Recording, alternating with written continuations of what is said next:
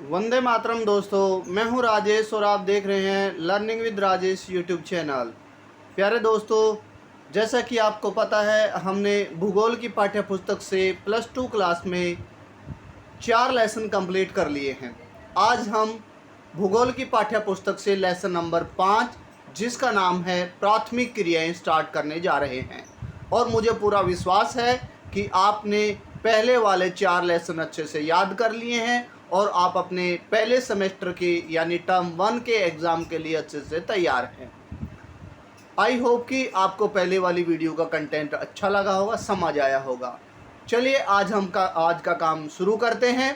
तो प्राथमिक क्रियाएं, जैसे हमने मानव विकास लेसन में पढ़ा था कि किसी भी देश में क्रियाओं को कई भागों में बांटा जा सकता है, और हमने जाना था कि जिस देश का विकास कम होगा, अर्थात जिस देश में लोग प्राथमिक क्रियाओं में ज़्यादा लगे होंगे, उस देश का विकास ज़्यादा नहीं होता है।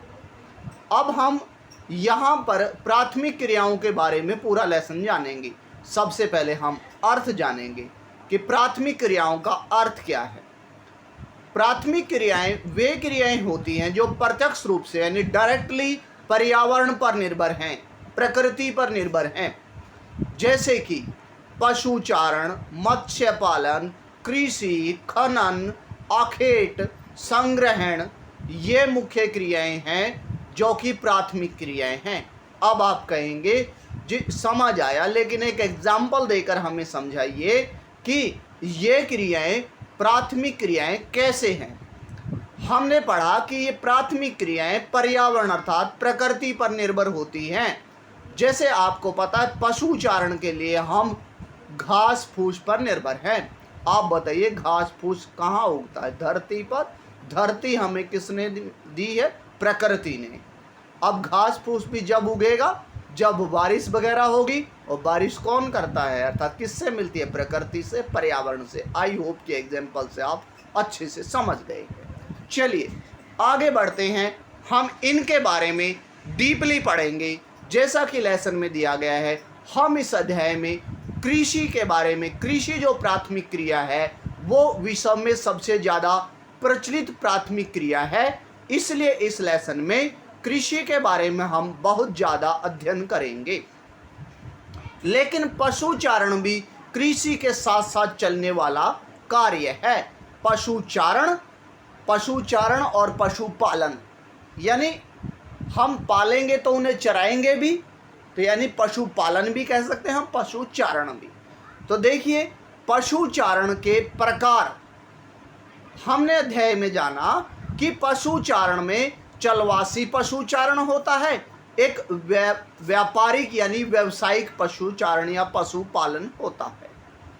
अब आप इनमें अंतर जानेंगे कि मान लीजिए भारत में कुछ लोग चलवासी पशुचारण करते हैं और करते भी हैं। आपने राजस्थान के लोगों को हमारे खेतों में, यहाँ हरियाणा में हमने देखा होगा कि वो यहाँ पर राजस्थान के घुमंतू लोग, जिसे पेस्टोरलिस्ट आप कहते हैं, वो यहाँ पर गाय वगैरह या भेड़ बकरियों के साथ आते हैं, ऊँटों के साथ आते हैं, तो उसे चलवासी पशुचारण कहा गया है। आई होप कि आपको पहला पॉइंट अच्छे से समझ आ जाएगा अब कि ये घुमंतू प्रक्रिया है। इसमें पशुचारण करने वाले लोग घूमते रहते हैं एक जगह से दूसरी जगह, जबकि व्यापारिक पशुपालन एक स्थान पर ही रहकर किया जाता है, यानी एक बड़े से फार्म में पशुओं को पाला जाता है। तो देखिए, चलवासी पशुचारण के लोग प्राचीन तकनीक से काम करते हैं, यानी उसमें नई टेक्नोलॉजी इन्वॉल्व वो नहीं करते हैं, चाहे वो पशुओं को चराने की हो, पशुओं को बांधने की हो, पशुओं के रख रखाव की हो, वो प्राचीन प्रक्रिया हो, तकनीक होती है। जबकि व्यापारिक पशुपालन में नई टेक्नोलॉजी अडॉप्ट की जाती है। जैसे हमने देखा कि हम टीवी पर कृषि वाले चैनल पर देखते हैं कि मशीनों से दूध निकाला जाता है आजकल, तो वो क्या है? वो नई टेक्नोलॉजी है, तो वो नई तकनीक अपनाते हैं।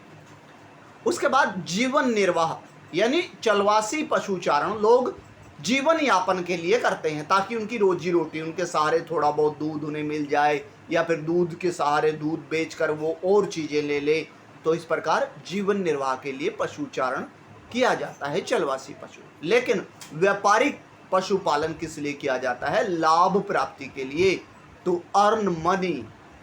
नेक्स्ट इज चारा प्राकृतिक रूप से उपलब्ध होता है चलवासी लोगों को। प्राकृतिक मतलब आपने देखा होगा कि वो जब ऊंट, गाय या भेड़ बकरियों के साथ आते हैं लोग, पशु चारण करने वाले ऐसे ही चराते रहते हैं कहीं रोड साइड पे या फिर इधर उधर को जो खाली पड़ा हुआ, यानी कि प्रकृति ही उन्हें उपलब्ध करवाती है चारा।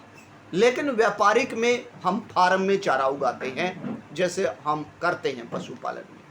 उसके बाद इसमें प्रजनन सुधार के प्रयास नहीं किए जाते हैं कि हमें नस्ल सुधारनी है, जबकि व्यापारिक पशुपालन में प्रजनन सुधार के लिए हमने देखा होगा कृत्रिम गर्भाधारण वगैरह भी करवाया जाता है ताकि अच्छी नस्ल हो। जैसे हमने देखा हरियाणा की मुर्रा नस्ल की जो भैंसें हैं वो बड़ी फेमस है, वो प्रजनन सुधार का ही नतीजा है। अब हम एग्जाम्पल देखेंगे कि चलवासी पशुचारण एशिया के कुछ भागों में जैसे दक्षिण पश्चिमी एशिया, मध्य एशिया में किया जाता है। सहारा मरुस्थल के लोग, हमने कक्षा 9 में पढ़ा था कि बेदुइन जैसे लोग हैं जो, वो लोग सहारा रेगिस्तान एरिया में ऐसी पशुचारण करते हैं और पश्चिमी अफ्रीका में। जबकि व्यापारिक पशुपालन जो है वो ये चारों मैंने लिखे हैं जो घास के मैदान है। आपने कक्षा 7 में पढ़ा था कि उत्तरी अमेरिका के घास के मैदान प्रेरी हैं, तो उत्तरी अमेरिका के प्रेरी मैदानों में व्यापारिक पशुपालन किया जाता है। फिर आपने वेनेजुएला यानी जो दक्षिण अमेरिका का एक घास का मैदान है लानोस में भी व्यापारिक पशुपालन किया जाता है। फिर आपने पढ़ा वेल्ड, अफ्रीका का पशु वो जो है घास का मैदान वेल्ड, और ऑस्ट्रेलिया का मैदान डाउन्स। इन सभी जगहों पर व्यापारिक पशुपालन किया जाता है। तो ये ऑब्जेक्टिव टाइप में भी आपसे पूछा जा सकता है कि व्यापारिक पशुपालन के कुछ क्षेत्र लिखो, तो आप इनमें से लिखेंगे। आई होप कि आज का ये दूसरा पॉइंट आपको बहुत अच्छे से समझ आया है। उसके बाद आगे बढ़ते हैं कृषि। मैंने बताया था जैसे कि इस अध्याय में हम मुख्य प्राथमिक क्रिया कृषि के बारे में पढ़ेंगे। इसमें मिट्टी को जोतना तथा अनेक क्रियाओं द्वारा, जैसे उसकी निराई गुड़ाई वगैरह करना या फिर उसको समतल करना, मिट्टी को जोतने की अनेक क्रियाओं के द्वारा फसल, फल फूल तथा पशुपालन जैसी क्रिया करना, उस पर उसको क्या कहा जाता है? कृषि कहा जाता है। आई होप कि आपको कृषि का अर्थ मालूम हुआ कि मिट्टी पर जोतने से लेकर के अनेक क्रियाओं के द्वारा फल फूल फसलें उगाना क्या कहलाता है, या पशुपालन करना उसकी सहायता से कृषि कहलाता है। आगे बढ़ते हैं। कृषि को प्रभावित करने वाले कारक। हम अध्याय में बहुत से प्रकार की कृषियों के बारे में जानेंगे, लेकिन उससे पहले ये जान लेते हैं कि कृषि अगर हम करने जा रहे हैं, चाहे वो कौन सा भी प्रकार हो, चाहे वो आदिम जीविकोपार्जन खेती है या गहन जीविकोपार्जी खेती है या रोपण खेती है, मिश्रित खेती है, डेयरी कृषि है, बागवानी कृषि है, किसी भी प्रकार की कृषि है, अगर हम करेंगे तो कौन से फैक्टर अच्छे होने चाहिए, अर्थात कौन से फैक्टर कृषि को प्रभावित करते हैं। तो हम जानेंगे कि कुछ भौतिक कारक हैं, जैसे कि जलवायु सबसे पहले कृषि को प्रभावित करती है। जलवायु में दो महत्वपूर्ण तथ्य आते हैं, पहला तापमान, दूसरा वर्षा। तो तापमान सबसे पहला जलवायु कारक है जो कि कृषि को प्रभावित करता है। उगने से लेकर पकने तक टेम्परेचर मेन रोल प्ले करता है कृषि में। हमने देखा होगा अब लोग अब कहते हैं कि भारत में अब हम गेहूं उगाएंगे। अरे गेहूं उगेगी नहीं, टेम्परेचर बहुत ज़्यादा है अभी। तो आप समझ गए होंगे एग्जाम्पल से। हाँ, जैसे जैसे ठंड बढ़ेगी, अक्टूबर नवंबर का महीना अब आएगा, फिर लोग गेहूं उगाएं, क्योंकि अब ठंड बढ़ गई है। ठंड की वजह से क्या हो जाएगा, अब उसके उगने में सहायता होगी। तो चलिए, जलवायु में बताया गया है कि उष्ण कटिबंधीय क्षेत्र जो होते हैं, यानी जहाँ पर उच्च तापमान होता है, वहाँ पर कुछ विशेष ही फसलें उगाई जाती है। यानी कहने का मतलब तापमान हमारे फसलों को प्रभावित करता है। जैसे कि उच्च उष्णकटिबंधीय क्षेत्र यानी उच्च तापमान वाले क्षेत्रों में चावल, चाय, गन्ना आदि फसलें उगाई जाती हैं।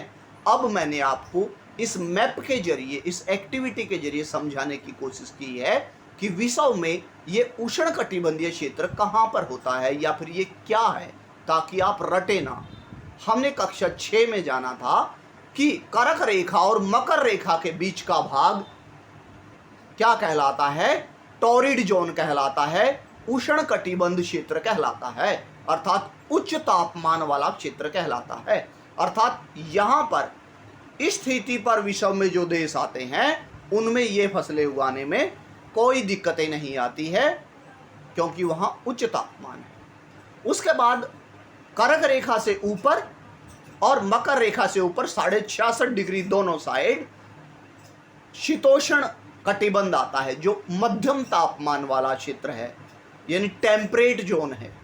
तो इस क्षेत्र में शीतोष्ण यानी शीत और उष्ण, ना ज़्यादा गर्मी ना ज़्यादा सर्दी, ऐसी स्थितियां पाई जाती हैं। तो उनमें गेहूं, जौ और राई आदि फसलें आसानी से उग जाती हैं। इस प्रकार इस एक्टिविटी से आपको टेम्परेचर का रोल पता चला कि टेम्परेचर भी फसलों को उगने पर यानी कृषि को प्रभावित करता है। चलिए आगे बढ़ते हैं। वर्षा, वर्षा जो है वो, वर्षा से हमें पता है कि फसलों में नमी में वृद्धि होती है, और नमी में वृद्धि क्या करती है? ज़्यादा वर्षा, ज़्यादा नमी और ज़्यादा फसलें, यानी नमी क्या करती है? फसल वृद्धि को और फसल के उत्पादन को प्रभावित करती है। यानी अच्छी वर्षा, हम ये ज़्यादा का मतलब मेरा कहने का ये अच्छी वर्षा, बहुत ज़्यादा भी नहीं होनी चाहिए। जैसे इस बार हमारे यहाँ हरियाणा में हुई है, कई क्षेत्रों में हमने देखा कि कपास की थोड़ी बहुत फसल थी वही बर्बाद हो गई है बारिश की वजह से। तो उसके बाद अगला कारक है जो कृषि को प्रभावित करता है, मृदा, मिट्टी, सॉइल।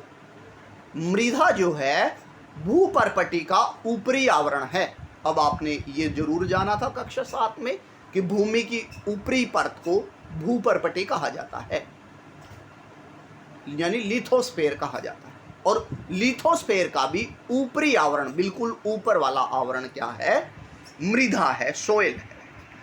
मृदा उपजाऊ तो फसल ज़्यादा, यानी मृदा अच्छी होनी चाहिए, फर्टाइल होनी चाहिए, तभी वो अच्छी फसल पैदा कर पाएगी। और मृदा का प्रकार उत्पादन से डायरेक्ट जुड़ा हुआ है। मृदा अगर जलोढ़ है, काली है, तो उसमें फसलें बहुत अच्छी होती हैं। आपने पहले भी कक्षा 10 में पढ़ा। उसके बाद तीसरा महत्वपूर्ण पॉइंट है उच्चावच, अर्थात भूमि की बनावट।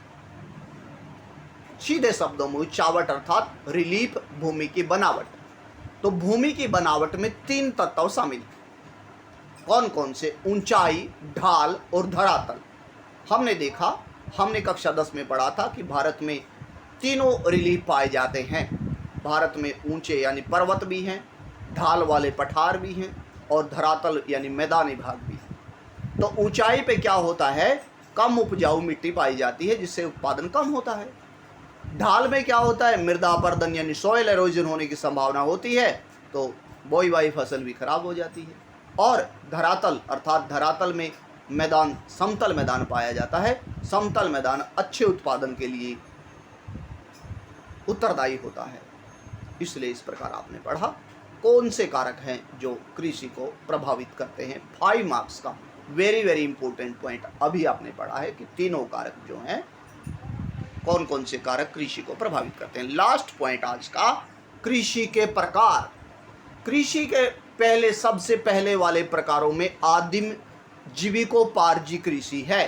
जीविकोपार्जी का पहले आप जोड़कर अर्थ जानिए। जीविका, उपार्जी मतलब कमाना, यानी आदिम लोग जो थे वो जीविका कमाने के लिए अर्थात रोजी रोटी के लिए जो कृषि करते थे उसे आदिम जीविकोपार्जी कृषि कहा गया। अब आपको पता ही है कि वो लोग कैसी कृषि करते थे?